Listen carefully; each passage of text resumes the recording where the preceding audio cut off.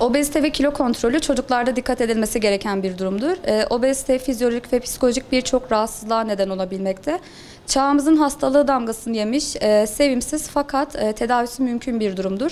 Obezite çocuklarda erken ergenliğe, kardiyovasküler rahatsızlıklara, diyabete, bu gibi birçok probleme neden olabilmekte. Bunun dışında bu yaş grubundaki çocuklarda gerek yaşlarından olsun, gerek yaşça çok daha büyük insanlar tarafından psikolojik şiddete maruz kalabiliyorlar. Bu aslında çok daha tehlikeli bir durumdur.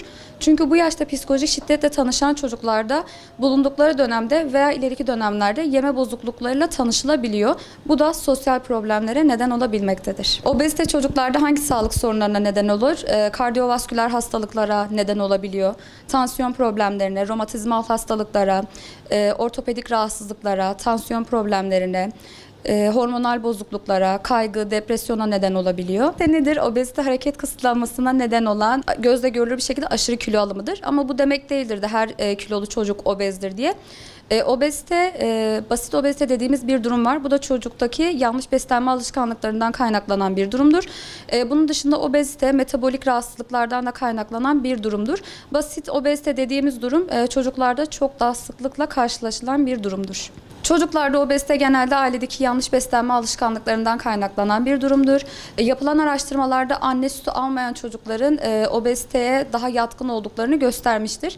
İlk 6 ay anne sütü almayan çocuklarda obezite görülme sıklığı bu yüzden çok daha fazladır. Anne sütünü almayan çocuklar ebeveynlerin gözünde biraz daha sağlıksız olarak görüldüğü için besin geçiş dönemine geldiklerinden itibaren yüksek miktarda beslenmeye çalışılıyor. Genel olarak anne babalar çocuklarının fazla beslenmesinden de hoşnut olabiliyorlar. Çünkü çocuğun ileriki dönemlerde daha güçlü olabileceğini düşünüyorlar. Bu da maalesef obeziteye kapı açan bir durumdur. Aileler burada çocuklarına sağlıklı beslenme alışkanlıkları kazandırarak obezitenin karşısına geçmelerinde yardımcı olabilirler. Çocuklarda obeziteyi tetikleyen durumlar nelerdir? Genetik yatkınlıklar olabiliyor, hormonal rahatsızlıklar olabiliyor.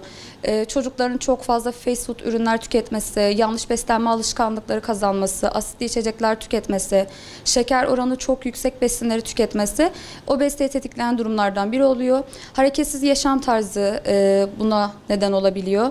Alınan kalorinin harcanan kaloriden fazla olması durumu da obeziteye neden olabiliyor.